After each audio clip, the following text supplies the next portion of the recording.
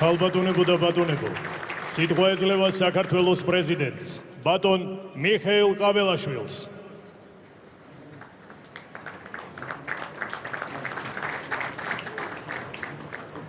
მივესალმები ბატონ პრემიერ-მინისტრს, ბატონ პარლამენტის თავმჯდომარეს, ბატონ თავდაცვის მინისტრსა და თავდაცვის ძალების მეთაურს, ჩვენს ძვირფას ქართულ ჯარს, მივესალმები აღმასრულებელი საკანონმდებლო და სასამართლო ხელისუფლების წარმომადგენლებს, ავტონომიური რესპუბლიკების ხელმძღვანელ პირებს, თბილისის მერს და საკრებულოს თავმჯდომარეს, საქართველოს საპატრიარქოს წარმომადგენლებს, დიპლომატიური კორპუსის წევრებს.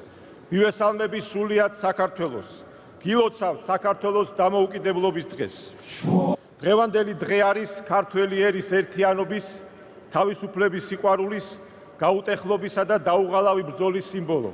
ზუსტად 107 წლის წინ ჩვენმა წინაპრებმა საქართველოს დამოუკიდებლობის აქტის მიღებით საფუძველი ჩაუყარეს ჩვენი ქვეყნის დამოუკიდებლობის აღდგენასა და საქართველოს დემოკრატიული რესპუბლიკის ჩამოყალიბებას. დამოუკიდებლობის აქტი არის პირველი ქართული კონსტიტუციური ხასიათის დოკუმენტი, სადაც ნათლად არის ასახული ქართველი ერის სურვილი თავად განსაზღვროს საკუთარი ბედიღბალი. ჩვენ კარგად უნდა გვესმოდეს, რას ნიშნავს გვერქვას ქართველი. ცხოვრობდეთ ქართულ მიწაზე, საუბრობდეთ ქართულად და ვიყოთ ერთ-ერთი უძველესი ევროპული ქრისტიანული ერის შვილები. უნდა გვესმოდეს, რამდენად ძვირფასია დამოუკიდებლობა, რომელსაც მუდმივი დაცვა და მოფრთხილება სჭირდება. სამშობლოზე ზრუნვა არ არის ერთჯერადი აქტი ან ვალდებულება, ეს არის უწყვეტი პროცესი, ერთგვარი მისია, ქართველი ხალხის ხვედრი, რომელიც საუკუნეების წინ ჩვენი წინაპრების ბრძოლით დაიწყო და არასდროს დასრულდება, სანამ იარსებებს საქართველო და ქართველი ერი. სწორედ ამ იდეისთვის მამა-პაპათა ბრძოლამ შემოგვინახა სამი ღვთაებრივი საუნჯე: მამული, ენა, სარწმუნოება, რომლის დაცვაც თითოეული ჩვენგანის ვალია. თუ ამ სამიდან რომელიმე გამოვაკლდება, ჩვენ დავკარგავთ მთავარ იდეას, რომელსაც საქართველო ჰქვია. დავკარგავთ ქართულ ფესვებს, რომელმაც საუკუნეებს გაუძლო და ქართველი ერი განადგურების საფრთხის წინაშე დადგება.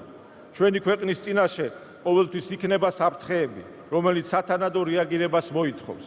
ერთხელ და სამუდამოდ ჩვენ უნდა გავაცნობიეროთ, თუ რამდენად ამაოა რომელიმე უცხო ძალის ლოდინი, რომელიც მოვა და გადაგვარჩეს, ჩვენს გასაკეთებელს გააკეთებს, ჩვენზე უკეთ ეცოდინება, თუ რა სჭირდება ჩვენ ხალხს და ქვეყანას. ჩვენ ბოლომდე უნდა ვიწამოთ საკუთარი თავი და გვახსოვდეს, რომ სწორედ ჩვენ განსაზღვრავთ საკუთარ მომავალს და არავინ სხვა. რომ არა ქართველი ხალხის ძალა და სიბრძნე ქვეყნისთვის ძალიან რთულ და საშიშ პერიოდში, მხოლოდ ხელისუფლების გონივრული და ეროვნული პოლიტიკა ვერაფერს გახდებოდა. სურს მადლობა გადაუხადო საქართველოს თითოეულ პატრიოტ მოქალაქეს, ყველას, ვინც იწამა საკუთარი ქვეყნის ძალა, დადგა სამშობლოს სადარაჯოზე და უდიდესი წვლილი შეიტანა საქართველოს გადარჩენასა და მშვიდობის შენარჩუნებაში. თქვენ უნდა იამაყოთ თავდადების, გონიერების და ერთგულების გამო.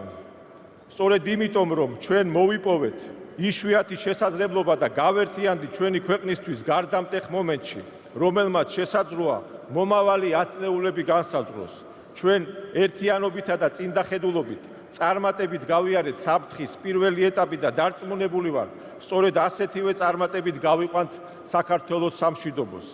დამეთანხმებით ჩვენი ქვეყნისა და შვილების მომავალზე ზრუნვა მუდმივ მოძრაობას და მოქმედებას მოითხოვს. როგორც დიდმა ილიამ თქვა, მოძრაობა და მარტო მოძრაობა არის შემოთერგო ქვეყნის ღონისა და სიცოცხლის მიმცემი.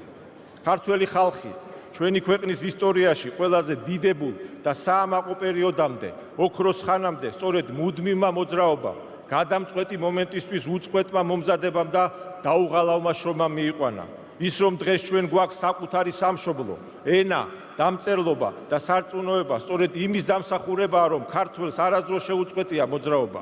ეს ბრძოლა ისტორიის განმავლობაში სხვადასხვა სახის იყო. იყო დრო ხმალი იარაღით ბრძოლის, ისევე როგორც მოთმინების, ატანის და გამძლეობის.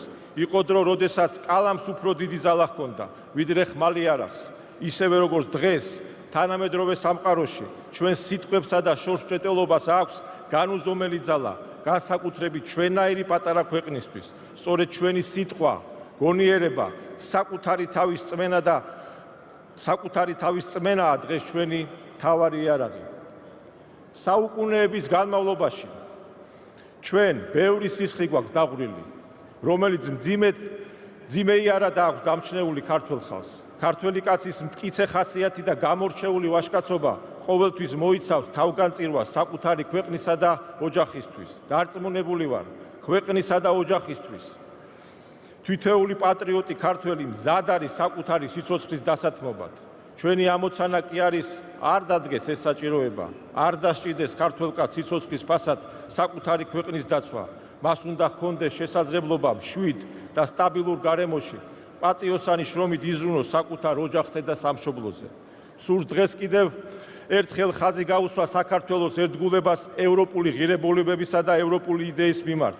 ქართველი ხალხის ევროპულ კუთვნილებას საფუძველი ჯერ კიდევ ჩვენმა წინაპრებმა ჩაუყარეს, რადგან მათთვის ევროპული ღირებულებები სამართლიანობის, მშვიდობის, ქრისტიანობის, კულტურის, ტრადიციების, ეროვნული იდენტობის დაცვისა და პატივისცემის ტოლფასი იყო, რადგან მათ იცოდნენ, რომ ქართველი ხალხი ცივილიზაციური ევროპის თანაშემოქმედი და განუყოფელი ნაწილია.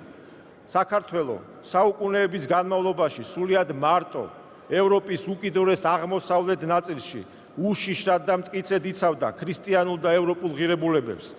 ამას ჩვენი ერი ძალიან დიდი სისხლის და მსხვერპლის ფასად აკეთებდა.